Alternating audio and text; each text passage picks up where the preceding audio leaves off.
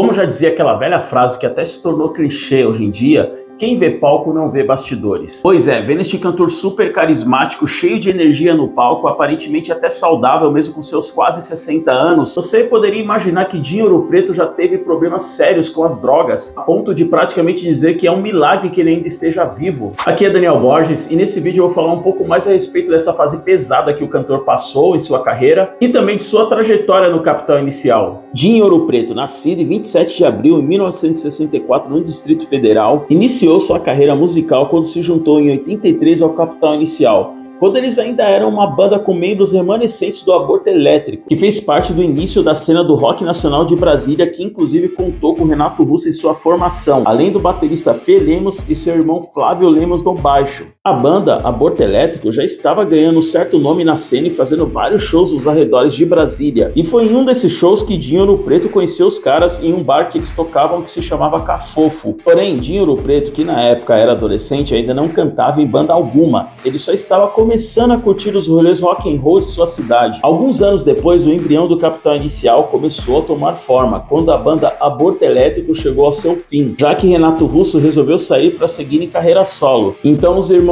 Fê Lemos e Flávio Lemos resolveram continuar com a banda, porém mudando o nome para Capital Inicial. E aí recrutaram o guitarrista Louro Jones, que fazia parte de uma banda também de Brasília chamada Blitz 64, e convidaram também uma vocalista chamada Heloísa. De 82 para 83, eles continuaram a todo vapor com shows, inclusive tocando com outras bandas aí da cena de Brasília, como Plebe Rude e Legião Urbana, que inclusive já existia com o Renato Russo nos vocais, obviamente. E eis que justamente nessa fase em que eles estavam começando a fazer um monte de shows, a vocalista Heloísa resolve sair do Capital Inicial. A banda então ficou um tempo sem vocalista, até que decidiram fazer uma audição com o Dinho Ouro Preto, que na época tinha somente 19 anos e ainda era um cantor bem inexperiente. Porém, ele se encaixou perfeitamente na proposta de som do Capital Inicial. Sendo assim, os caras resolveram ficar com ele, fechando a formação clássica da banda, com Dinho Ouro Preto nos vocais, Louro Jones na guitarra, Fê Lemos na bateria e Flávio Lemos no baixo. A banda continuou fazendo vários shows, não somente em Brasília, mas também no eixo Rio-São Paulo, enquanto ia focando também nas composições próprias, inclusive algumas ainda da época da banda Aborto Elétrico. E com um crescimento cada vez mais exponencial do rock nacional no Brasil, que ia contemplando bandas como Legião Urbana, Plebe Rude, Titãs,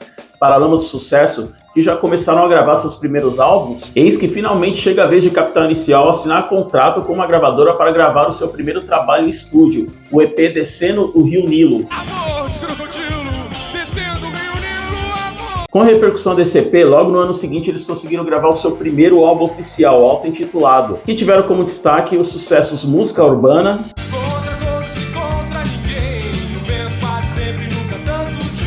Fátima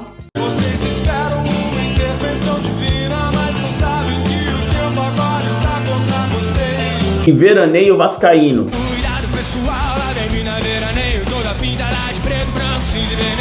Sendo que essas três eram músicas remanescentes da época do Aborto Elétrico. E detalhe que logo nesse primeiro álbum eles já conseguiram ganhar um disco de ouro. E daí pra frente foi só ladeira acima, né? A banda começou a se destacar cada vez mais, lançando outros trabalhos aí de sucesso, como o álbum Independência de 87, que também conseguiu alcançar o disco de ouro.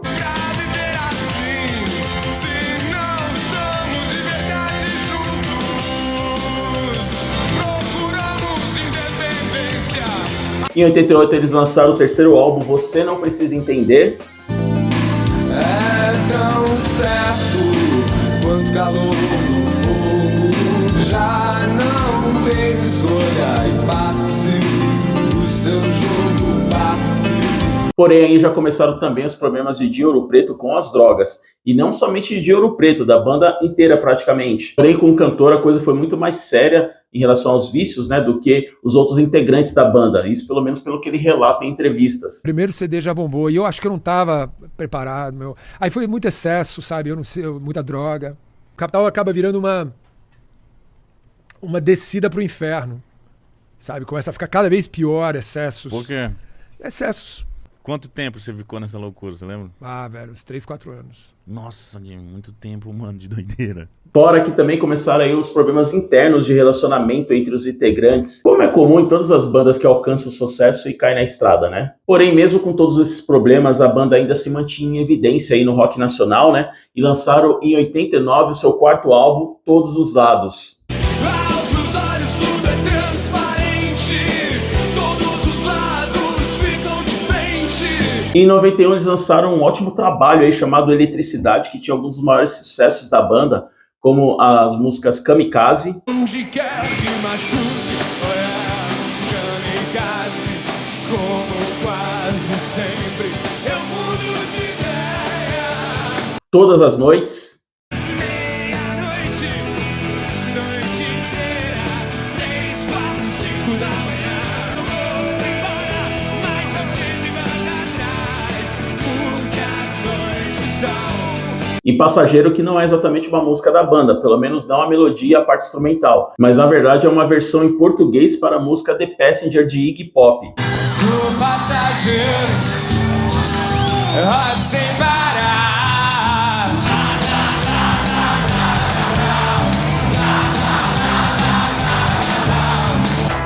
I am a passenger,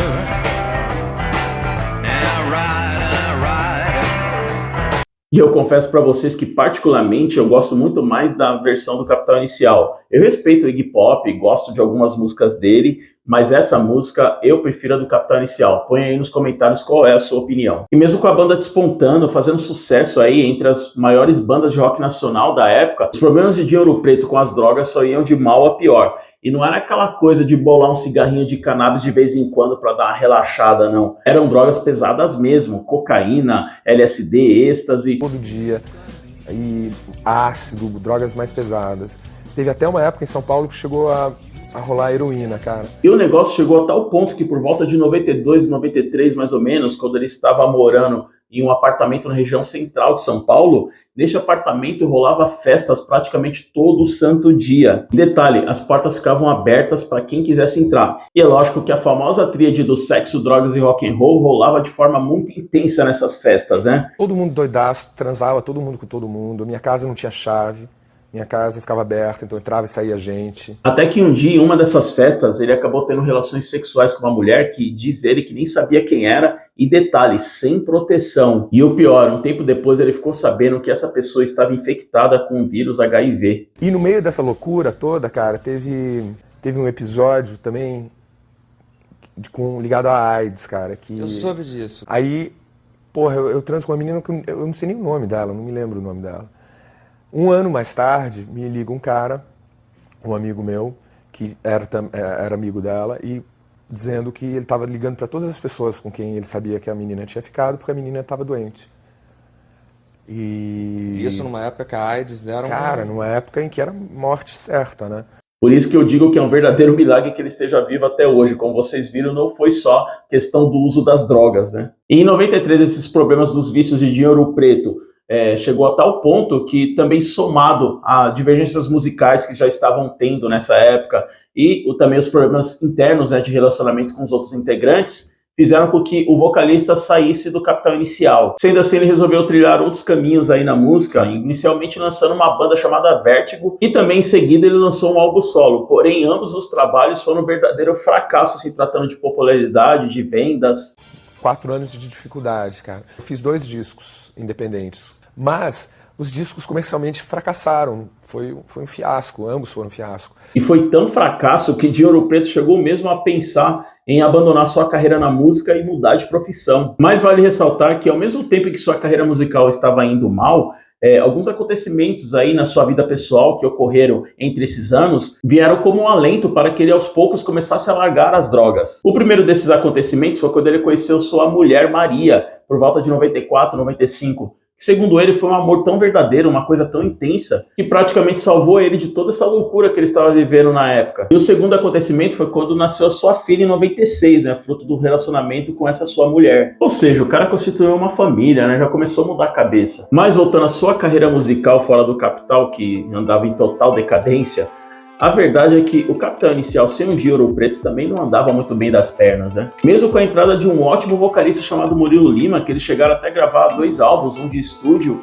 e um ao vivo. Inclusive esse ao vivo eu ouvi e vou falar pra vocês, hein, o cara cantava muito, porém a banda não conseguiu mais emplacar sucessos e parece que a aceitação do público também com essa nova fase não foi das melhores. E a grande verdade é que o Dinho tinha aquela coisa da identidade com a banda, né? Aquela coisa de que parece que as músicas da banda foram feitas para ele. Resumindo, os dois lados, tanto de Capital Inicial quanto de Ouro Preto, começaram a se conversar, colocaram os pingos dos is e decidiram se reunirem novamente, inicialmente para fazer uma turnê em comemoração aos 15 anos da banda. Então, passada essa turnê, que rolou tudo numa boa, principalmente em relação à convivência dos integrantes, né? Eles decidiram consolidar de vez essa volta de Dinho Ouro Preto ao Capital Inicial. Logo em seguida, eles assinaram o contrato com a gravadora Abril e foram gravar lá nos Estados Unidos com um produtor renomado. E o resultado disso foi o álbum Atrás dos Olhos de 99, que marcava a volta da formação original do Capital Inicial. Até que o mundo gire ao seu redor. Vou falar que você não é nada. Vou falar que você não tem casa. Vou falar que você usa drogas e diz coisas sem sentido. Inclusive a letra parece ter sido um desabafo de Dinho Ouro Preto em relação a esses anos sombrios que ele passou. E eu, sinceramente, acho essa música muito boa. E após esse trabalho para consolidar de vez essa volta triunfal da banda e mostrar que eles ainda eram muito relevantes aí no cenário do rock nacional, ou do pop rock, se você preferir chamar assim, em 2000 eles gravaram aquele famosíssimo acústico da MTV, que na época saiu em CD e DVD ou VHS, vixe, tô ficando velho, hein? E esse trabalho teve como carro-chefe a música Tudo Que Vai, que tocou em tudo quanto é rádio, e fez um sucesso estrondoso. A banda vendeu mais de 1 milhão de cópias, foi um dos acústicos mais bem-sucedidos da MTV Brasil. Tudo que vai deixar o gosto, deixar as fotos. Daí pra frente teve uma mudança de formação, né? O Louro Jones, o guitarrista Louro Jones saiu, dando entrada pro guitarrista Ives Passarel, que pra quem não sabe era de uma banda de heavy metal, o Viper. E os caras continuaram aí firme e fortes na estrada, né? Lançando trabalhos aí de sucesso, outros nem tanto. Mas uma das façanhas que eu falo que o Capital Inicial conseguiu, que poucas bandas dessa época aí dos anos 80 e 90 conseguiram, foi que eles foram sempre renovando o público, né? E por mais que o som deles tenha ficado cada vez mais comercial, mais pop rock com o passar desses anos, não tem como negar que a banda continuou com uma certa relevância no cenário nacional e isso fez com que eles continuassem com uma carreira cada vez mais consistente. Eu, particularmente, gosto mais do Capital Inicial dos anos 80, 90, após os anos 90, de 2000 para cá, algumas poucas coisas pontuais, mas enfim, os caras continuam aí como uma grande potência do pop rock nacional, participando inclusive de festivais importantes como Rock in Rio. Quanto a Dinho Ouro Preto, ao que tudo indica, ele está totalmente limpo aí das drogas. Hoje em dia ele é um cara muito mais família. Inclusive ele até parece ter um canal no YouTube, né, que não tem especificamente a ver com o Capital Inicial. Eu não cheguei a ver muita coisa, mas pelo que eu entendi tem mais a ver com o dia a dia dele. E musicalmente falando, se você for um pouco mais exigente, em se tratando de técnica, realmente ele não é um grande vocalista, nunca foi na verdade, né? Muito pelo contrário, ele é um cantor até relativamente limitado. Porém, dentro da proposta do Capital Inicial, ele se encaixa muito bem, ele realmente é a cara da banda. Fora isso, ele é um cantor muito carismático que sabe cativar o público. E enfim, goste você ou não tem como negar que o cara é um puto exemplo aí de alguém que conseguiu dar a volta por cima e principalmente vencer nessa batalha aí contra as drogas. Uma batalha que muitos músicos talentosos aí não conseguiram vencer, infelizmente, partindo dessa para uma melhor. Sendo assim, vida longa a essa icônica figura do rock nacional. Muito obrigado por ter assistido, fico por aqui. Se você gostou, dá aquele like esperto, se inscreve aí no canal, ative as notificações, tamo junto, espero ver você no próximo vídeo.